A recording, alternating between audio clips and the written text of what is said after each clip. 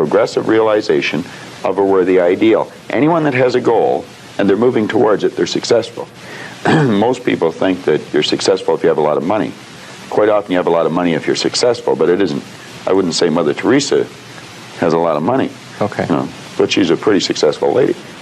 So it's... okay, so that barrier to success... Well, there's a couple of them. Okay. I think there's two barriers. One is our conditioning.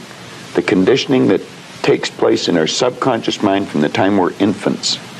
All we can do is act and talk like the people around us. That's why we learn the language we learned. If there was 10 languages spoken in our home, we'd learn 10 languages without any trouble.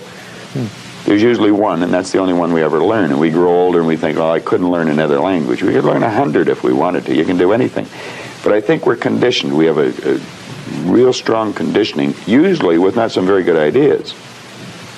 And then that's the barrier that's inside us. The one that's outside of us is our environment. We have a tendency to act like everybody around us. And if you think about this, it does make a lot of sense. Because if you study statistics, 95% of the people live their entire life and never live the way they want to live. You know that 95% of the population in this country, let's say in North America, okay, the richest continent in the history of the world, they'll work productively, let's say for 40 of their 65 years, okay, and they'll end up with hardly any money.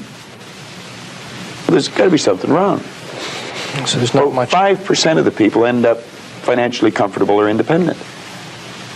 Are you trying to depress us, Bob? Because that's... No, actually, I think it's quite an exciting idea, because you see, the idea behind it is that anybody can win, anyone at all. But if we start studying these statistics, I think we'll arrive at the conclusion, geez, I better start thinking for myself rather than follow everybody. Most people, they get a job, they look around, they see how everybody else is doing their work, and they start doing it the same way. Mm-hmm. They should stop and think, I wonder if any of these people know what they're doing. You know, is there a better way to do it? But don't we have a need to fit in? I mean, we don't want to stand out. We don't want to get fired. We don't want to make waves. Exactly. Just fall into line. You know, take a number. Be like everybody around. You know, that'd be great in the animal kingdom. But human beings aren't supposed to live that way. I think we should make a few waves. We should maybe stand out, be different. Not for the sake of being different, okay, but because we are different. We all think different thoughts. And I believe we should start to think and build images in our mind of what we'd like to do and then set out and do it. Okay. Emerson did that, Edison did that, Marconi did that, Samuel Morse did that, Buckminster Fuller did that. We could go on and on and on. Okay. They were different, they stood out, they made a few waves.